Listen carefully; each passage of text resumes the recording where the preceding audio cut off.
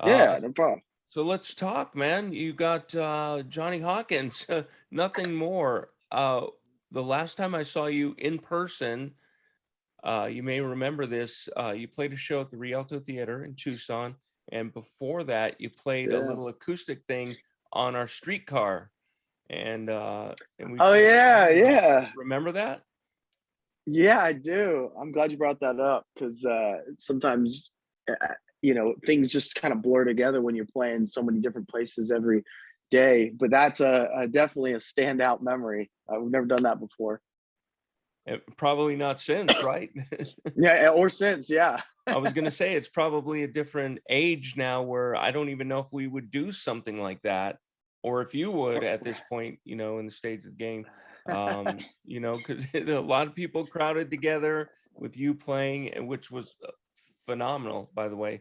But things have changed a little bit. Have you noticed things that you wouldn't do these days that you may have done in the past? Me personally, no. I'm pretty I don't know what the word is, but like I, I when people would talk about like a new normal and stuff during the pandemic, I'm probably the most resistant person you'll meet to that. I uh, I like to, find a way back to normalcy, and yeah, so I don't really do anything any differently. Now, if I was, older or had a health condition, I'm sure I would. You know, Right. Well, you're absolutely. you're clearly in great shape. I mean, if anybody's seen a Nothing More show, it's very enthusiastic, very energetic, and I would imagine that before the show, you got to warm up not only your vocals but your body as well. Is that a Oh yeah. big undertaking for you to do to get stage ready, or what? Take us through that process. What you do? Yeah, I have a pretty consistent routine that I notice the more consistent I am with it, it it kind of puts me in the right mind state because it kind of puts me at ease. It's almost like I'll give you an example.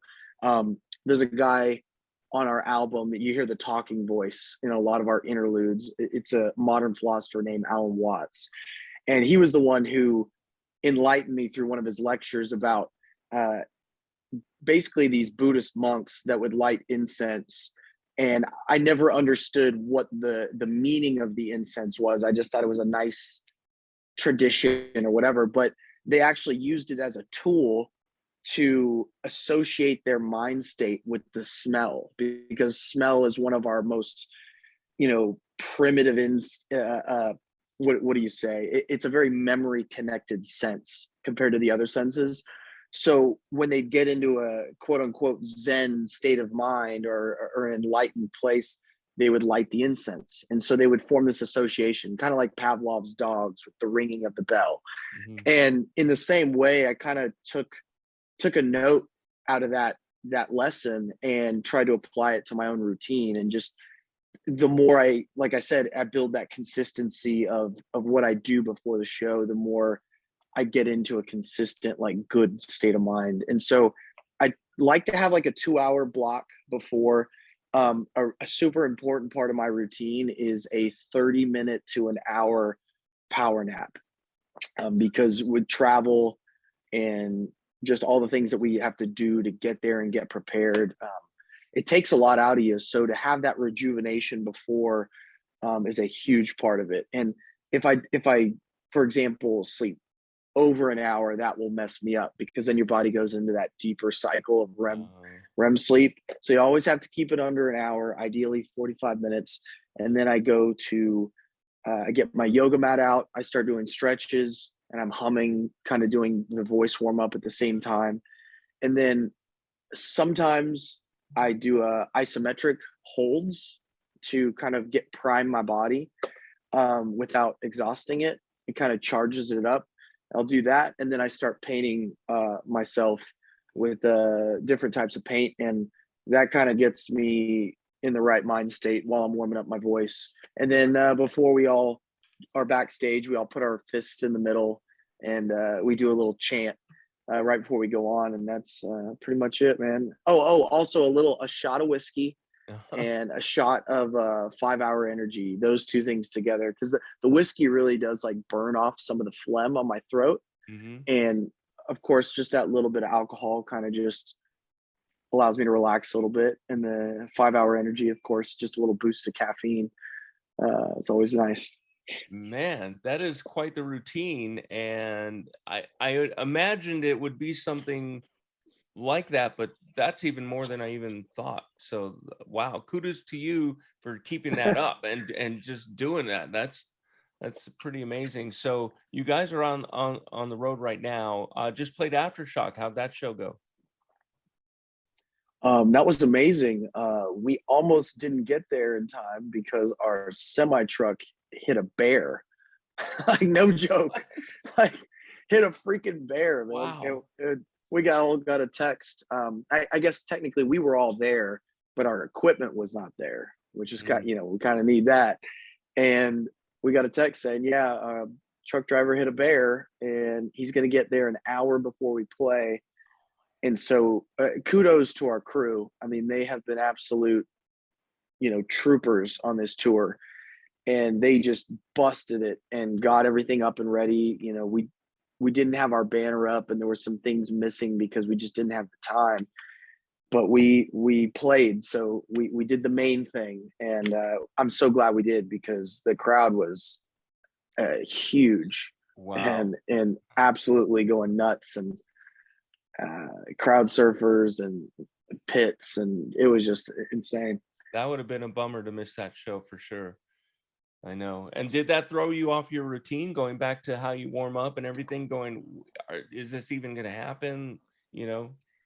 I mean, whenever we play festivals, I'm already kind of thrown off my center, Mm, just because, you know, depending on what time in the day that we play, it's a very different feeling, like playing in the morning or the early afternoon as to the night. Or so festivals are always kind of a crapshoot when it comes to that. So I'm always going into them with kind of a mental preparation that mm. today is not going to be the normal day, and I'm not going to be able to do my routine like I usually like to do. So that's kind of the beauty of that. Like I said, as long as I keep that 2 hour block of time really consistent, no matter what happens throughout the day and all these other things, there's kind of this anchor point for me mentally that allows me to get in that really good mind state. Gotcha. So let's talk some new music. We just came off the single Tired of Winning, and now we're on to the new one, You Don't Know What Love Means, right? That's the title. It's still brand new to Yes, me. yeah, And both yeah, of yeah. them going to be on the new album Spirits, which comes out on Friday. So when you guys are out on the road, can you feel the momentum of we're about to release an album? Does it take you away from that a little bit, or can you still feel the energy building towards it? How's that work for you?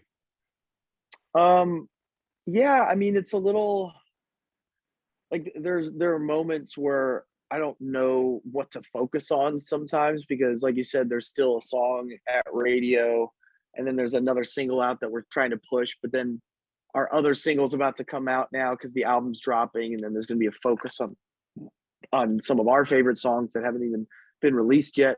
So, uh, you know, the focus is all over the place sometimes, but right now we are focusing on "You Don't Know What Love Means" for the most part. That's our focus track and our single. That was actually a song that we wrote like 2 albums ago in some form, and it just never made it onto the other albums. So we Wow. finally finished it and are super happy and proud of it. And yeah, but the feeling that I have at this moment is just a feeling of relief that the album's finally coming out because we've been sitting on this thing for 2-ish years. I mean, and Right. it just kept getting pushed back and pushed back with, as we all know, there's been a lot of kind of a domino effect from COVID and the pandemic that has caused all these logistical things that we kept having to push it back so that we could release it properly and tour properly. What the video, it was kind of like a Bonnie and Clyde thing. I saw the video a couple days back. Was it yesterday? Hmm. It might have been yesterday. How'd Yeah. that come to be, the the way it was, the way it turned out, Yeah, well, this song originally was written, it was originally inspired by an experience I had with my dad and my sister, where it was in the final year of my mom's battle with cancer. And if you've ever dealt with an illness, a terminal illness, like with a family member, it's a very, very stressful, draining process for a year or two for a Yeah. family. And so we were going through the worst of that. And my sister Jenna, who the song Jenny was inspired by, Mm. um, was pretty much going off the deep end at this time and was causing a lot of um, pain and stress for my parents, with everything going on. And I just remember at the time she said something that kind of just set my dad off because he'd been just bottling up all this stress. And she said, "But I love you." And the way she said, "But I love you," it was so clearly like a manipulation. She was saying it in a way to get something. And now I have to say for the record for everyone listening that my sister Jenna does love us. And not that she didn't, but in this time and in this moment, she was kind of using that love in a manipulative kind of way. And my dad responded with, "You don't know what love means." And that just burned into my brain because of the weight of it at that moment and in that time.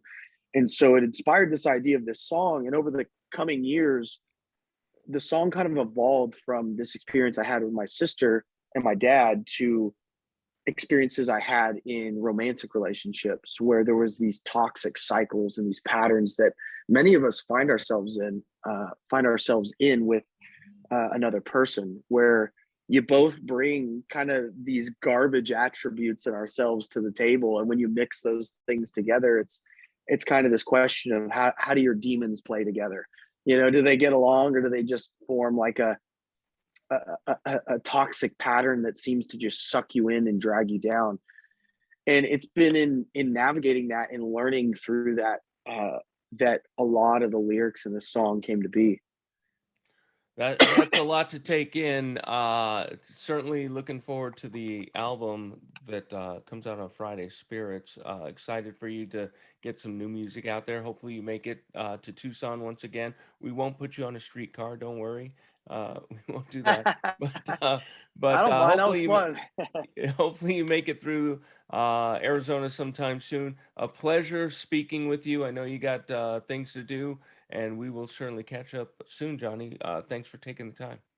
And I would like to say a little fun fact, because I don't think a lot of people out there know, but I was actually born in Arizona, even though I lived in Texas my whole In what city? life. Sierra Vista. Oh yeah, Um, right. the Fort Huachuca was I believe, is an army base Mm-hmm. I was born on. Yeah. Yeah, not too far from Tucson at all. Very familiar with it. Well, hopefully you can make it out there as Yeah. well and play a show for them. So, thank you Yeah. very One day. much, and All right. we'll Thank you, chat brother. soon. All right, take Thanks, care, man. Razor.